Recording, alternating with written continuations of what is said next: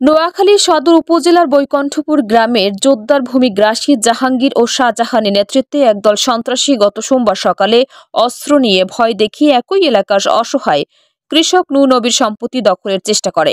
বাধা দেয়ায় সন্ত্রাসীরা কুপিয়ে ও পিটিয়ে 4 নারীকে আহত করে।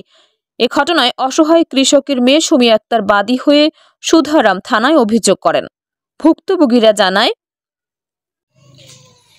বাবুল নেতার ইন্ধনে, তাজু সাহেবের ইন্ধনে আবু কালাম, শাহজাহান, জাহাঙ্গীর, জহির, জসিম ওরা ঘটনাস্থলে আসে। মামুন, মুস্তাইন সরকার, মানিক সরকার আসে অস্ত্র নিয়ে আমাদের উপরে হামলা চালানোর চেষ্টা করে।